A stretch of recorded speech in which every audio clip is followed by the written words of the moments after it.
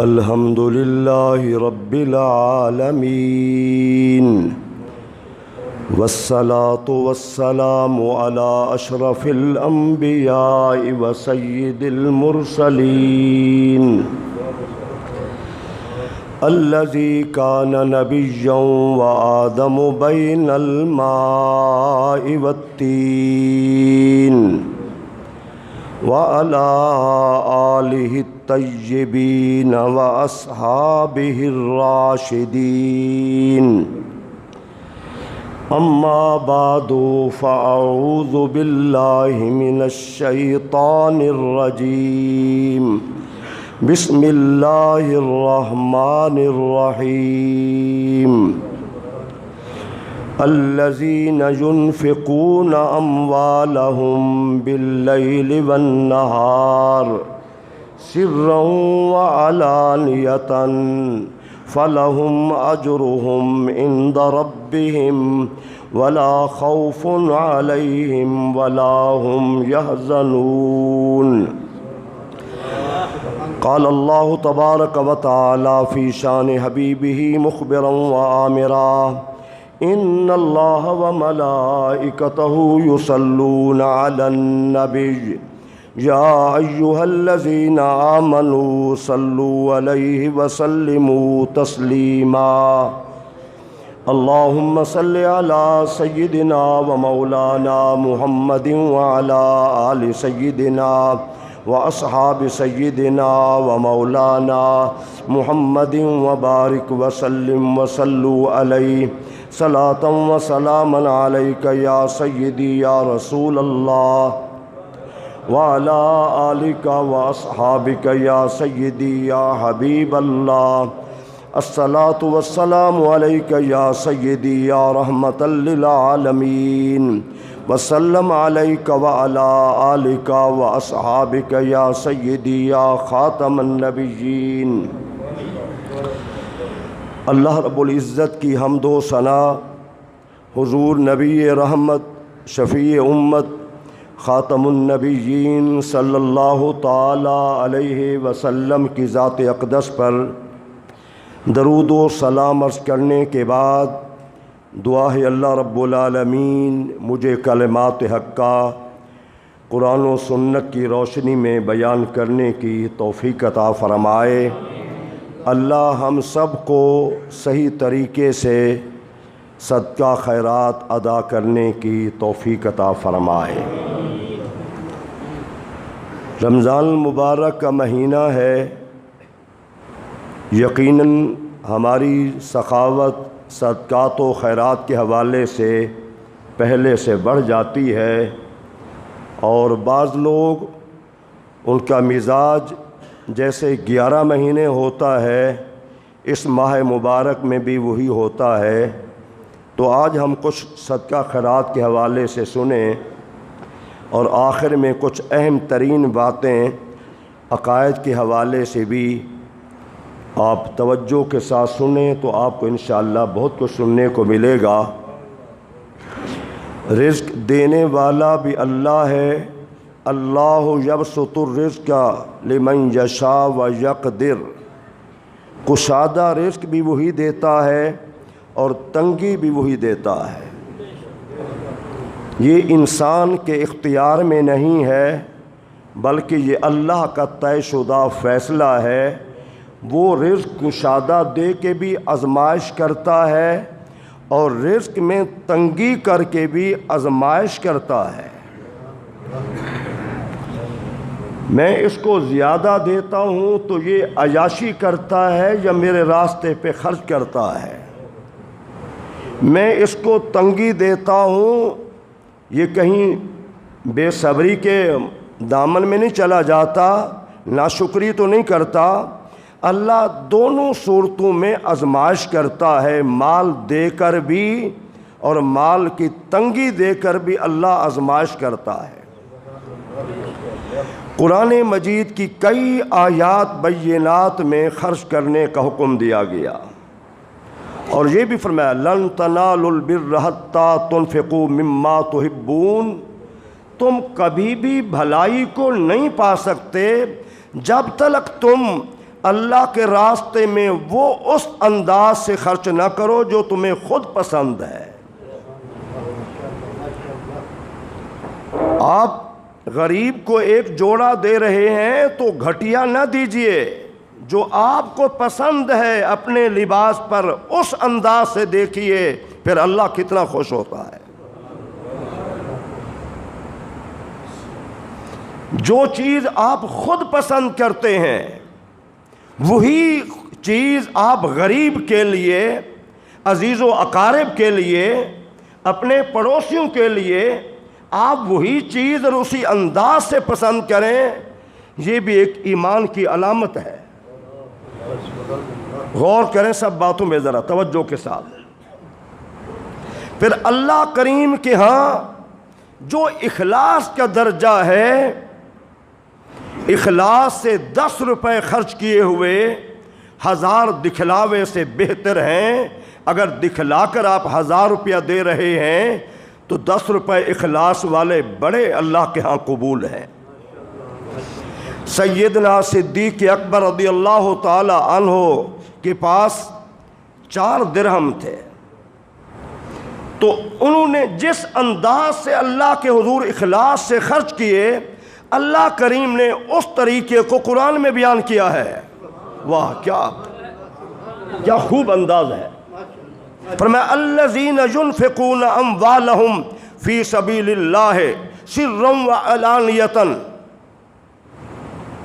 جو لوگ اللہ کے راستے میں خرچ کرتے ہیں رات کو، دن کو، دکھلا کر، لوگوں سے چھپا کر، فَلَهُمْ أَجْرُهُمْ عِنْدَ رَبِّهِمْ، ان کا اجر رب کے ہاں ہے۔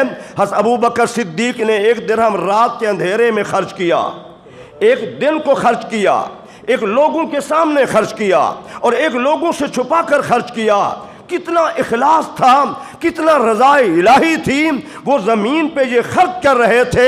اللہ قرآن کی آیت نازل فرما رہا ہے، میرے نبی صدیق نے جیسے خرچ کیا ہے، چاروں صورتوں میں میری رضا مقصود تھی، ہم نے قبول کر لیا ہے۔ اللہ اکبر، ہم نے قبول کر لیا ہے۔ اور پھر دیکھیں حضور نے ارشاد فرمایا حسنوا اموالکم بالزکوٰۃ وداووا مرضاکم بالصدقہ، حضور فرماتے ہیں اپنے مال کی حفاظت کرو صحیح زکوٰۃ ادا کر کے، اور اپنے بیماروں کا علاج کرو سچا خیرات سے۔ ڈاکٹر کے پاس بعد میں جائیں، کوئی مشکل آ گئی ہے تو آپ تھانے کچہری میں بعد میں جائیں، سب سے پہلے سچا خیرات کریں۔ میں آپ کو واضح کہہ رہا ہوں، اللہ سبحانہ تعالیٰ کے فضل و کرم سے میری اپنی زندگی کا مستقل یہ طریقہ ہے، میں ہر کام کرنے سے پہلے صدقہ کرتا ہوں۔ اور میرے اپنے اتنا واقعات ہیں کہ میں آپ کو سناؤں تو شاید کتنا جمعے چلے جائیں۔ چھوٹا سا واقعہ میں نے 1 مرتبہ پہلے بیان کیا تھا، آج پھر دوہرا دیتا ہوں۔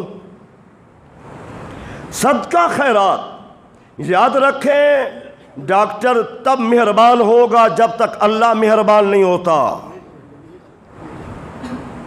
کوئی دوسرا بندہ جب تک میرا اللہ مہربان نہیں ہوگا، دوسرا بندہ مہربان نہیں ہو سکتا۔ صدقہ خیرات جو 14 صدیوں پہلے حضور نے فرمایا ہے، اپنے مریضوں کا علاج صدقہ خیرات سے کرو۔ حیران کن میرے اپنے واقعات ہیں۔ والدہ صاحبہ کی آنکھوں کا مسئلہ بنا، اللہ ان کے درجات بلند فرمائے۔ ملتان میں ڈاکٹر تھا، بہت بڑا سرجن تھا، اس کے پاس چیک کرا، اس نے کہا 35-40 ہزار کا انتظام کرو ورنہ دونوں آنکھوں کے ضائع ہونے کا خطرہ ہے۔ مجھے فون کیا تو میں نے کہا نہیں، میں فیصل آباد لے آؤں گا۔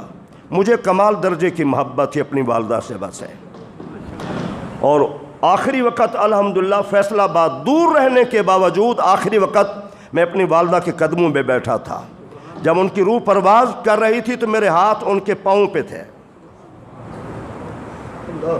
ٹھیک ہے نا۔ حضور فرماتے والدہ قدموں کے نیچے جنت ہے۔ تو اپنے ماں باپ سے جتنا ہو سکے محبت کرو۔ خدا کی قسم اس سے بڑا رشتہ اللہ نے بنایا ہی کوئی نہیں ہے۔ اپنے ماں باپ کے فرما بردار بنو، اپنے ماں باپ کی محبت کرو۔ اپنا ہر دکھ سکھ اپنے ماں باپ سے بیان کرو. دوستوں سے کرتے ہیں ماں باپ کو خبر ہی کوئی نہیں ہوتی. یہ انسانیت نہیں ہے. دوستوں کے ساتھ خوشی سے بات کرتے ہیں, ماں باپ سے منہ بنا کے بات کرتے ہیں. یہ انسانیت نہیں ہے. انسانیت یہ ہے کہ ماں باپ سے جتنا ہو سکے محبت سے پیش آؤ. چلو فیصلہ آباد میں لے آیا. وہ بہت بڑا ڈاکٹر تھا. رات کو پہنچے, صبح میں نے 2 نفل پڑھے, صدقہ کیا, ڈاکٹر کے پاس گئے. وہ اس کے مقابلے میں چھوٹا ڈاکٹر, لیکن صدقہ خیرات کی برکت دیکھیں. اس نے کہا کہ اتنا تکلیف ہے, کافی مشینوں سے چیک کیا اس نے کہا کہ فوراً, ورنہ دونوں آنکھیں ضائع ہو جائیں گی. جھٹکے تھے, شدید درد تھا. تو جب ہم صدقہ خیرات کے بعد میں گیا تو ڈاکٹر صاحب نے پہلے فیس نہیں لی, دوسرا صرف 190 روپے کی دوائی آئی, والدہ صاحبہ ٹھیک ہو گئی. میں آپ کو بھی دعوت فکر دے رہا ہوں میرے بھائیوں. میری بات نہیں ہے, اس زبان کی بات ہے جو کائنات میں اللہ کی تمام مخلوق میں زیادہ سچی بات کس کی نہیں ہے؟ حضور کی بات سب سے سچی بات ہے. حضور نے فرمایا ہے داؤ مرداکم بالصدقہ, اپنے مریضوں کا علاج صدقہ خیرات سے کرو. پھر صدقہ خیرات جو اخلاص دیا جاتا ہے اس کی کتنا قدر و منزلت ہے. سنیں حدیث طیبہ. حضرت داؤد علیہ السلام نے اللہ سے عرض کی, یا اللہ صدقہ خیرات دینے کا کیا اجر ہے؟ فرمایا میرے پیارے نبی, جو میری رضا کے لیے ایک کھجور اخلاص سے دیتا ہے, ایک کھجور اخلاص سے دیتا ہے میری رضا کے لیے, میں اس کی پرورش کرتا ہوں, وہ صدقہ پہاڑ کے برابر بن جاتا ہے. اللہ اکبر, پہاڑ کے برابر. پھر حضور نے فرمایا, اللہ نے فرمایا جس طرح تم چھوٹی گھوڑی کی بچیری پالتے ہو, بچی ہوتی ہے, پرورش کرتے ہو, وہ بڑی ہو جاتی ہے, سواری کے قابل ہو جاتی ہے, اللہ فرماتا ہے اخلاص اور محبت سے دیو صدقہ میں بھی اپنے بندے کا دائیں ہاتھ میں لیتا ہوں, سیدھے ہاتھ میں اللہ کا ہاتھ ہے, پرورش کرتا ہوں. پرورش کرنے کے بعد وہ پہاڑ کے برابر ہو جاتا ہے. حضور نے ارشاد فرمایا زندگی میں 1 درہم دینا مرتے ہوئے 100 درہم دینے سے بہتر ہے. اور پھر حضور نے مثال بیان کی, ہم مرنے کے بعد دیگوں پہ سارا زور لگا دیتے ہیں, زندگی میں خیال نہیں کرتے. اب میں کھلم کھلا اس کا نفی کر رہا ہوں. چھوڑیے, حقوق ادا کیجئے, زندگی میں خرچ کیجئے. مرنے والے دیگوں کی اہمیت نہیں ہے جو ہم سارا زور لگا دیتے ہیں. حضور نے فرمایا زندگی میں خرچ کرنا 1 روپیہ, اس کی مثال ایسے ہے جو اس کو ضرورت تھی خرچ کر رہا ہے, اور مرنے کے بعد خرچ کرنا. فرمایا جس طرح بندے کا پیٹ بھر جائے, اپنا پیٹ بھر لے پھر اٹھا کے لقمہ دے دے, اس کی اہمیت ہے؟ اہمیت اسی کی ہے. آپ کا پیٹ خالی ہے پھر آپ دے رہے ہیں. تو اپنی زندگی میں آپ کو ضرورت ہے, آپ کو ضرورت ہے. تو اس لیے حضور نے کیا فرمایا, اپنی زندگی میں روپیہ دیا ہوا مرتے ہوئے 100 روپے سے کیا ہے, بہتر ہے. پھر دیکھیں حضور نے ارشاد فرمایا جب سورج طلوع ہوتا ہے تو 2 فرشتے نمودار ہو جاتے ہیں. ایک کہتا ہے یا اللہ جو تیرے راستے پہ خرچ کرے اسے اور دے. دوسرا کہتا ہے یا اللہ جس کو تو نے مال دیا ہے اور وہ خرچ نہیں کرتا اس کے مال کو ضائع کر دے, یعنی برکت ختم کر دے.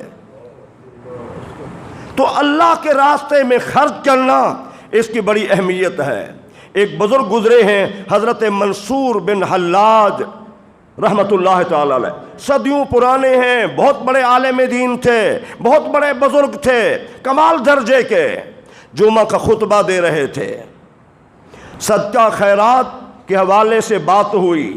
ایک بندہ کھڑا ہوا, کہا بزرگوں میں غریب آدمی ہوں, مجھے 4 درہم ضرورت ہے, کسی سے کہو مجھے دے دے. اسی مجمع میں ایک صاحب جو غلام تھا, پہلے غلام ہوتے تھے نا, ایک یہودی کا غلام تھا, اور یہودی نے بھیجا یہ پیسے لے جاؤ کام کر کے آؤ. حضرت منصور حلاج رحمت اللہ علیہ نے کہا کون ہے اسے 4 درہم دے دے, میں اس کے لیے 4 دعائیں کروں گا, اللہ قبول کر لے گا. وہی غلام اٹھا، وہی خادم اٹھا، اس نے 4 درہم دے دیے۔ تو آپ نے فرمایا بتا اپنی دعا بتا، تیری کیا حاجت ہے؟ کہا پہلے نمبر پہ میں غلامی کی زندگی بسر کر رہا ہوں، میرا اللہ مجھے آزاد کر دے۔ دوسری دعا کیا ہے؟ دوسری دعا میری یہ ہے کہ میں غریب ہوں، مجھے اللہ مالدار بنا دے۔ کہا تیسری کیا ہے؟ کہا میرا مالک یہودی ہے، اللہ اسے اسلام کی دولت عطا فرما دے۔ اللہ اکبر۔ چوتھی کیا ہے؟ کہا چوتھی میری دعا یہ ہے اللہ مجھے بھی بخش دے اور میرے مالک کو بھی بخش دے۔ یہ میری 4 عرضیں ہیں۔ حضرت منصور بن حلاج رحمت اللہ تعالی علیہ نے 4 درہم لینے کے بعد دعائیں کی، نماز پڑھی، جمعہ ادا ہو گیا۔ جب تاخیر سے پہنچا تو مالک نے پوچھا بھئی آج تو تاخیر سے آیا ہے، بات کیا ہے؟ کام کرنے کے لیے گیا، سارا واقعہ سنایا۔ کہا اس طرح میں جمعہ پڑھنے کے لیے گیا، منصور حلاج بہت بڑے عالم، بہت بڑے بزرگ دعا کر رہے تھے، سائل نے 4 درہم مانگے تو میں نے دے دیے۔ کہا 4 دعائیں کیا کہتے ہو؟ تو میں نے یہ عرض کی اچھا کیا کہا تو نے؟ میں نے کہا دعا کرو کہ اللہ مجھے آزادی دے دے۔ تو اس یہودی نے سنا، کہا جا میں نے تجھے آزاد کر دیا۔ صدقے کی برکت دیکھیں ذرا، غور کریں میرے بھائیوں۔ کہا میں نے تجھے آزاد کر دیا۔ کیا دوسرا درہم دینے کے بعد تو نے کیا کہا؟ کہا میں نے کہا کہ میں غریب ہوں، اللہ مجھے مالدار بنا دے۔ کہا یہ لو 4000 دینار میں تمہیں دیتا ہوں۔ اب غور کریں، 4000 دینار اسی وقت مالک نے دیے۔ غریب تھا، غلام تھا، غلامی سے آزادی، غریبی سے مالدار بن گیا۔ کہا تیسری دعا کیا کروائی؟ میں نے کہا یا اللہ میرے مالک کو اسلام کی دولت دے دے۔ کہا سنو پھر پڑھ رہا ہوں اشہد ان لا الہ الا اللہ واشہد ان محمدًا عبدہ ورسولہ۔ اللہ نے پہلی دعا بھی قبول کر لی، دوسری بھی قبول کر لی، تیسری بھی قبول کر لی، مالک بھی مسلمان ہو گیا، یہودیت چھوڑ دی۔ کہا چوتھی دعا کیا کرائی؟ یا اللہ مجھے بھی معاف کر دے، میرے مالک کو بھی معاف کر دے۔ کہا یہ میرے اختیار میں نہیں ہے، مالک نے کہا گناہوں کو معاف کرنے والا صرف اللہ ہے۔ شام ہوئی، رات ہوئی، سو گئے، دونوں نے خواب دیکھا محشر بپا ہے۔ تو اللہ فرماتا ہے میں نے تیرے غلام کو بھی معاف کر دیا ہے اور تجھے بھی معاف کر دیا۔ جو تیرے اختیار میں تھا تو نے کر دیا ہے، اور جو میرے اختیار میں تھا میں نے معاف کر دیا ہے۔ اور منصور حلاج کا آج جو خطبہ سننے والے لوگ تھے میں نے ان کو بھی معاف کر دیا ہے، میں نے ان کے گناہوں کو بھی معاف کر دیا ہے۔ صدقہ جلدی اثر کرتا ہے، صدقہ جلدی اثر کرتا ہے، اخلاص سے صدقہ جلدی اثر کرتا ہے۔ لیکن ایک بات یاد رکھنا، ہمارے صدقے دینے کے انداز عجیب و غریب ہیں۔ ہم پوچھتے ہیں بھائی سے، دوست سے پوچھ لیا، عالم دین سے نہیں پوچھتے صدقہ کیسے کرنا ہے۔ کوئی ساری رات مرغی کو چارپائی کے نیچے رکھ لیتا ہے، کوئی رقم کو تکیے کے نیچے رکھ لیتا ہے، کوئی بکرے کو چارپائی کے نیچے باندھ دیتا ہے، کوئی ہاتھ میں چھری پکڑوا کے تم تھوڑے سے اوپر پھیر لو پھر ذبح کروا لیں گے۔ یہ سب باتیں غلط ہیں۔ کوئی جناباً دالیں، کوئی چاول چینی راستے پہ ڈال دیتے ہیں، کوئی بکرے کی سیری خریدی قبرستان میں ڈال دی، یہ سب باتیں غلط ہیں، یہ صدقہ نہیں ہے۔ صدقے کا جب آپ نے نیت کر لی میں یہ صدقہ کر رہا ہوں، غریب کو دے دیا، نہ بتانے کی ضرورت ہے، بس آپ کی نیت ہے۔ بکرا ہے تو چھری رکھنے کی، پھیرنے کی، چارپائی کے نیچے باندھنے کی کوئی ضرورت نہیں ہے۔ پیسے ہیں تو سرانے کے نیچے، تکیے کے نیچے رکھنے کی کوئی ضرورت نہیں ہے۔ مرغی ہے تو اس بیمار کا ہاتھ لگوا کے ساری رات چارپائی کے نیچے رکھ دو، صبح دے دینا، یہ کوئی بات نہیں ہے، اس کے اسلام سے کوئی تعلق نہیں ہے۔ 99% لوگوں کو علم ہی نہیں صدقہ خیرات کیسے کرنا ہے۔ دیکھیے انما الاعمال بالنیات، تمام اعمال کا دار و مدار نیتوں پر ہے۔ بندے کا کام ہے دینا، وہ اللہ علیم بھی ہے، خبیر بھی ہے۔ کبھی علماء کرام بھی بیان نہیں کرتے اور ہم بھی زحمت نہیں کرتے کہ پوچھ لیں صدقہ خیرات دے رہے ہیں، صدقہ خیرات دے کر۔ میرے بھائیوں، آپ بہت سارے لوگ ایسے بھی ہیں اللہ نے بڑی دولت دی، اللہ اور دے، لیکن وہ ہر سال حج پہ حج کر رہے ہیں، عمرے پہ عمرے کر رہے ہیں، غریب ہمسایہ ہے اس کی خبر کوئی نہیں ہے، غریب بہن بھائی ہیں ان کی کوئی خبر نہیں ہے۔ تو سنیں واقعہ، تذکرۃ الاولیاء کے اندر یہ واقعہ ہے، بزرگان دین نے یہ واقعہ بیان کیا ہے۔ حضرت عبداللہ بن مبارک رحمۃ اللہ تعالی علیہ، یہ بہت بڑے بزرگ گزرے ہیں، عظیم عالم دین گزرے ہیں۔ حج کر کے فارغ ہوئے تو غائب سے آواز سنی، اس سال اللہ نے کسی کا حج قبول نہیں کیا۔ پھر فرشتے نے آواز دی، پھر غائب سے آواز سنی، ہاں اللہ نے فلاں علاقے کے ایک جوتی بنانے والے بندے کے وجہ سے جو اس نے ایک ایسا کام کیا ہے اللہ نے اس کا حج قبول کیا ہے، تو سب کے حج اللہ نے قبول کر لیے ہیں۔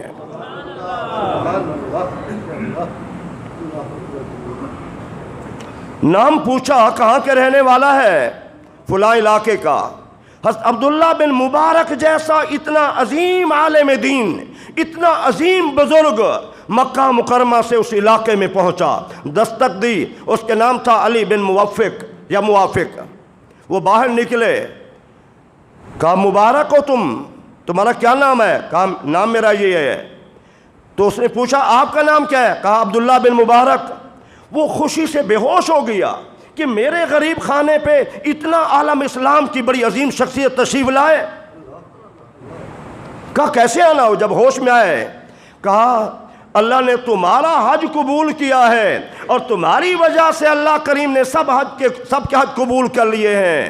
میرے بھائیو، اللہ کمزور بھی نہیں ہے، اللہ محتاج بھی نہیں ہے، اللہ حاجت مند بھی نہیں ہے، اللہ کو اپنی غریب مخلوق سے بھی بڑا پیار ہے۔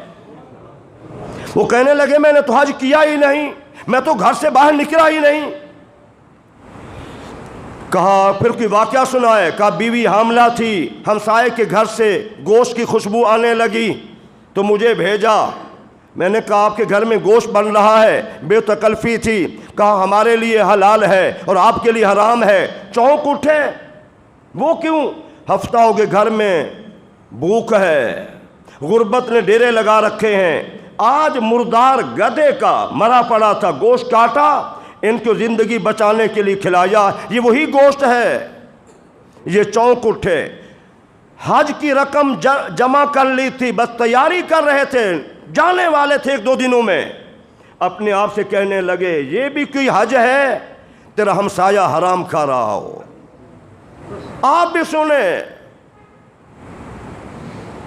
سال میں دو لوگ عمرے کر رہے ہوتے ہیں، ہر سال حج کر رہے ہوتے ہیں، وہاں کا اعتکاف بیٹھ رہے ہوتے ہیں، اپنے غریب بہن بھائیوں کا خیال نہیں کرتے۔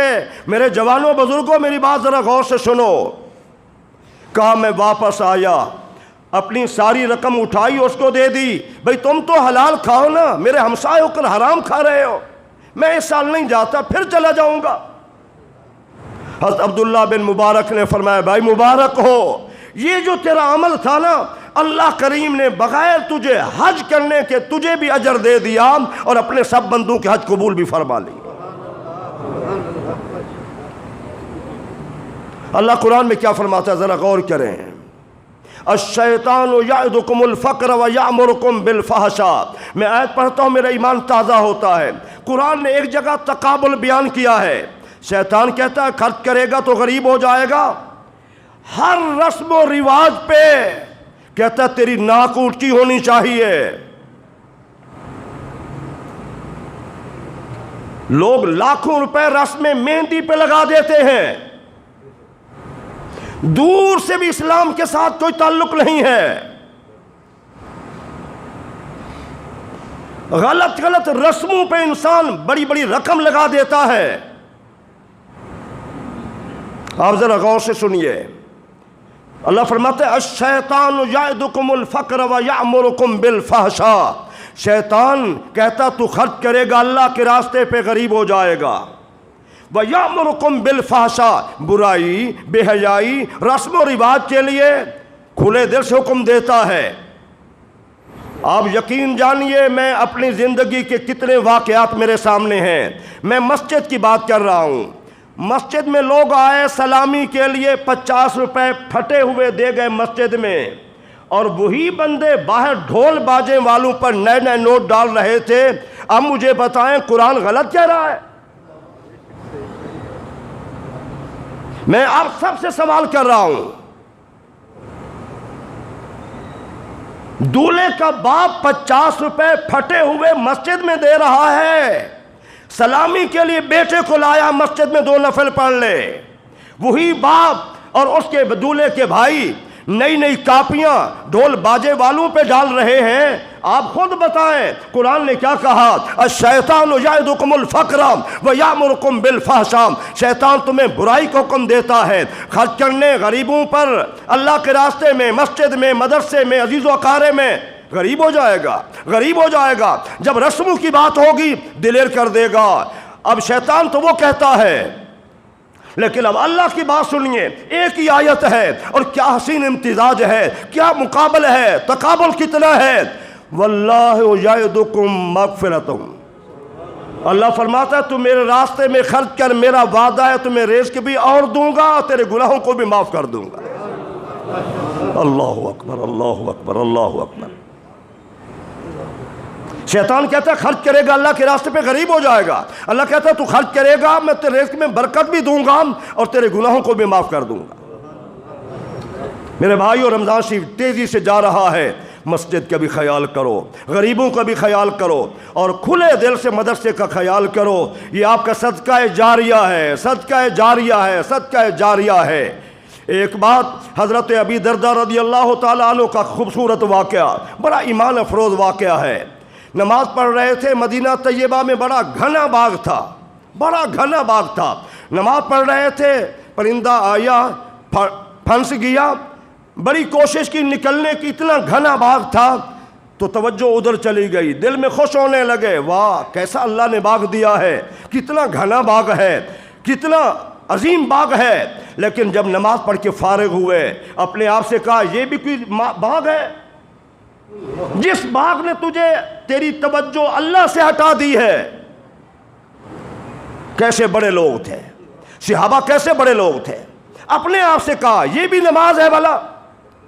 سیدھا حضور کی خدمت میں حاضر ہوئے۔ میرے جوانوں ذرا آپ سنو، ذرا میرے بزرگوں ذرا آپ غور سے سنو۔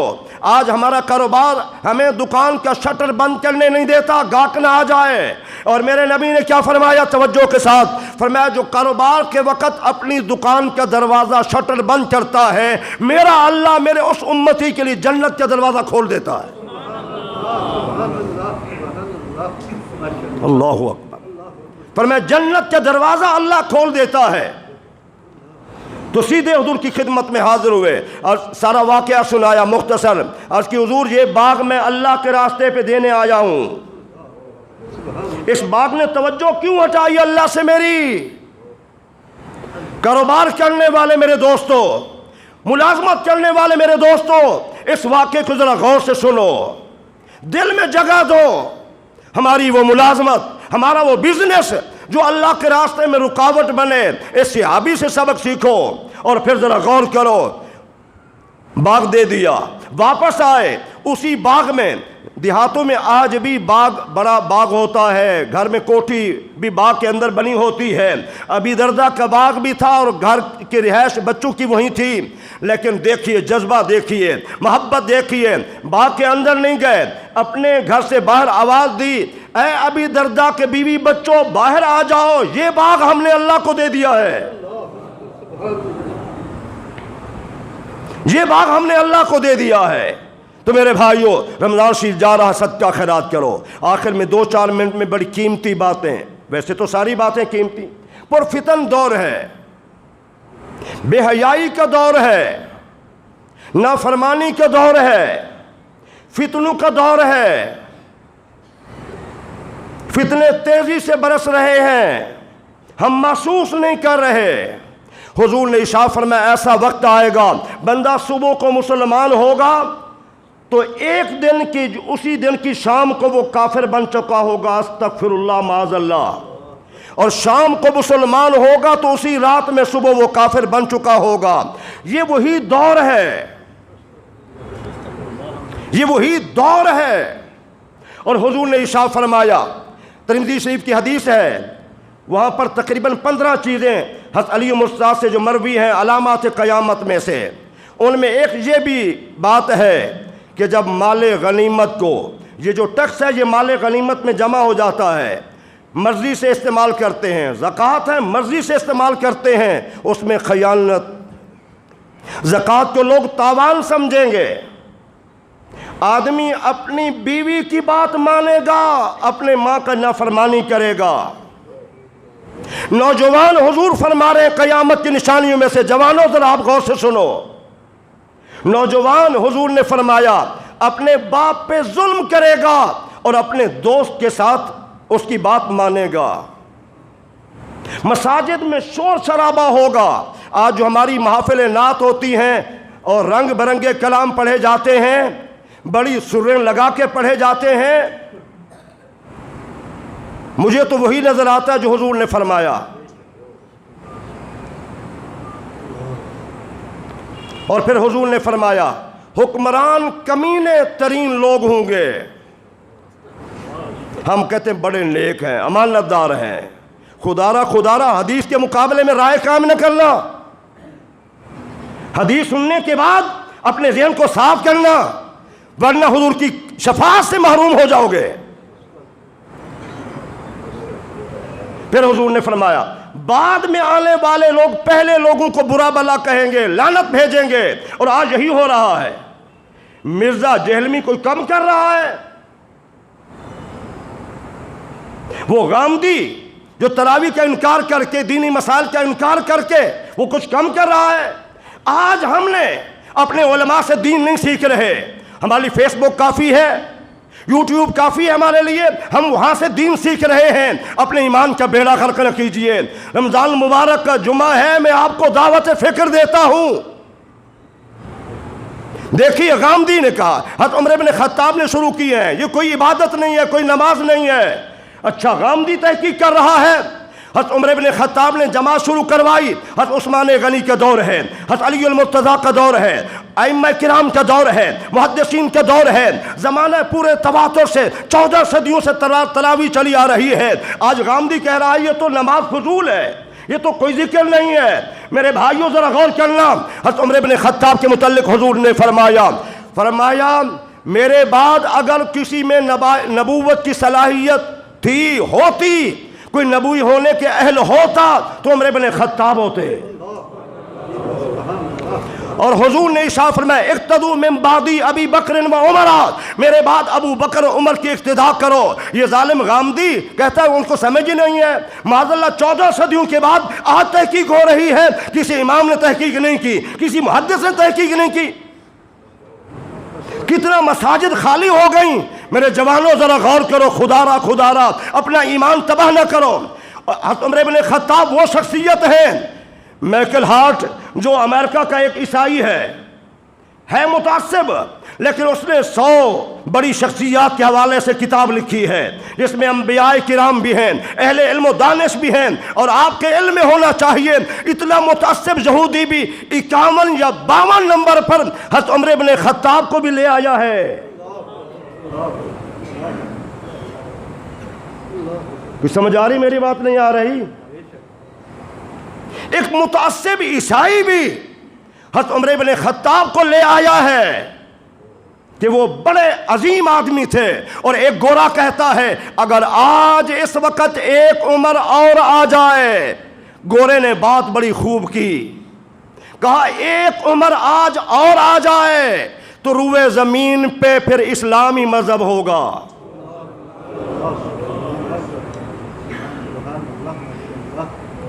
بھائی دین پہ اٹیک ہے، صحابہ پہ اٹیک، دین پہ اٹیک ہے، صحابہ پہ اٹیک، حضور کے جو دوست تھے، حضور کے جو خلفاء تھے، ان پہ اٹیک، دین پہ اٹیک ہے۔ آج جو تراویح کا انکار ہے یہ شیطانیت ہے، یہ فرعونیت ہے۔ مرزا جہلمی صحابہ کو گالیاں دے رہا ہے، بزرگان دین کو گالیاں دے رہا ہے، شیعہ صحابہ کرام کو کھلم کھلا گالیاں دے رہے ہیں۔ میرے نبی نے فرمایا بعد میں آنے والے لوگ پہلے لوگوں کو برا بلا کہیں گے۔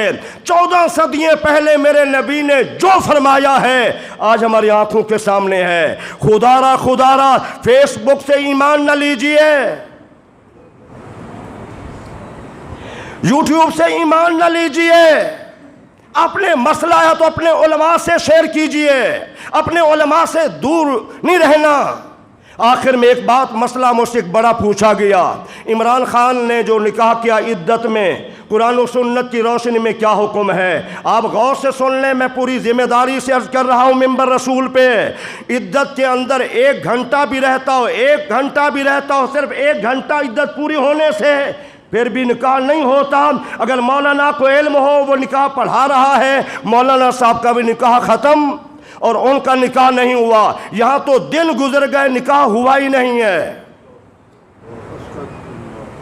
آج کوئی بولی بولتا ہے میں لا الہ الا اللہ محمد رسول اللہ، اللہ کو حاضر ناظر جان کر میں آپ کو قرآن و سنت کی روشنی میں جواب دے رہا ہوں۔ مجھ سے پوچھا گیا یہ مسئلہ بتانا ہے آپ نے، وہ نکاح عدت کے اندر جب تک عدت مکمل پوری نہ ہو جائے کوئی بندہ بھی نکاح نہیں کر سکتا۔